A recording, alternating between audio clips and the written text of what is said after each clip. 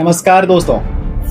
आज हम बात करेंगे कि बिहार के राष्ट्रीय राजनीति की सबसे बड़ी बहस पर महागठबंधन में कौन है असली बड़ा भाई। जी हाँ, क्या कांग्रेस अब खुद को आगे रखकर रजत को चुनौती दे रही है?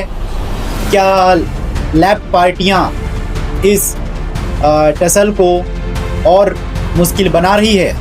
आइए पूरी कहानी समझते हैं वीडियो के माध्यम से। जी हाँ, बिहार में महागठबंधन की जड़ें 2015 में पड़ी थी, जब रजत, कांग्रेस और जेडीयू साथ आए थे। अब हालात बदल गए हैं। जेडीयू फिर से एनडीए के साथ है और मैदान में रजत प्लस कांग्रेस प्लस लेफ्ट पार्टियां भी बची हैं। ऊपर से राष्ट्रीय स्तर पर इंडिया गठबंधन बना है, जिसमें 28 पार्टियां शामिल हैं। जी हाँ, लेकिन सवाल वही है कि नेतृत्व किसके हाथ में होगा।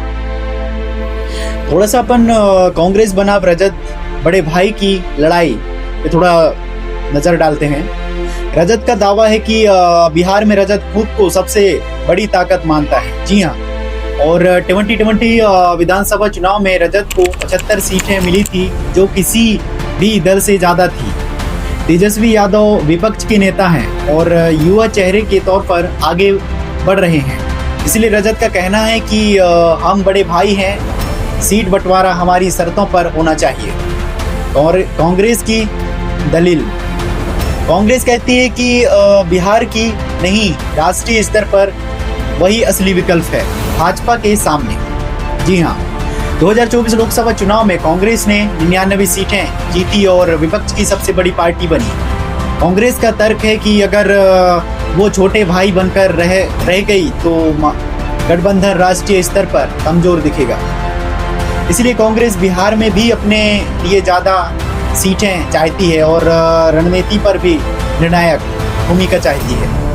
लेफ्ट पार्टियां जैसे सीपीआई, सीपीआई-एम और सीपीआई-एमएल बिहार में मजबूत कैडर और ग्राउंड सपोर्ट रखती हैं। और 2020 विधानसभा चुनाव में सीपीआई और एमएल ने 12 सीटें जीतकर सबको चौंका दिया था। जी हाँ, लेफ्ट की ताकत ग्रामीण इलाकों में मजदूर किसान मुद्दों पर है। अब लेफ्ट कह रहा है कि सीट बंटवारे में हमें भी बराबर तवज्जो मिले। जी हाँ, इसे कांग्रेस और रजत दोनों पर दबाव बढ़ रहा है, यानी समीकरण अब दो तरफ नहीं बल्कि त्रिकोणीय हो गया है। 2024 लोकसभा चुनाव से पहले ही बिहार में सीट बंटवारे को लेकर कसमस दिखी थी। कांग्रेस चाहती है कि 12 से 14 सीटें रजत और 16 से 18 सीटें पर दावा कर रहा था, जबकि लेफ्ट को भी 4 से 5 सीटें चाहिए थी। नतीजा ये हुआ कि समझौता मुश्किल से हुआ और कई जगह पर फ्रेंडली फाइट देखने को भी मिली। अब 2025 विधानसभा चुनाव आते आते यह लड़ाई और तेज हो सकती है। नेतृत्व का सवाल है कि तेजस्वी यादव बनाम राहुल गांधी, कौन होगा गठबंधन का चेहरा। और जनजातीय समीकरण की बात करें अपन तो रजत यादव मुस्लिम वोट बैंक पर निर्भर है। कांग्रेस ब्राह्मण दलित वोटर को साधना चाहती है और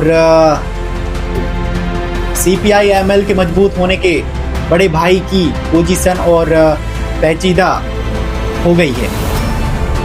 और एनडीए की बात करें अपन तो बीजेपी और जेडीयू इस लड़ाई का फायदा उठाने की फिराक में है। जी हाँ, अगर महागठबंधन अंदरूनी लड़ाई में उलझा रहा तो इसका सीधा फायदा एनडीए को मिलेगा।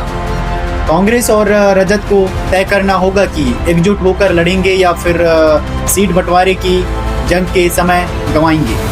लेफ्ट पार्टियां अगर नाराज हुई तो विपक्ष वोट में बड़ी सेंध लग सकती है। दोस्तों, महागठबंधन की ताकत एकजुटता में है, लेकिन अभी सबसे बड़ी कमजोरी भी है।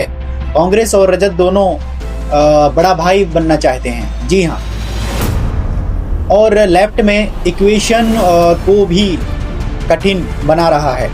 आने वाले विधानसभा चुनाव तक यही सबसे बड़ा राजनीतिक सवाल रहेगा कि क्या विपक्ष एकजुट रहेगा या फिर बड़े भाई की लड़ाई उन्हें हरवा देगी। देखने वाली बात होगी।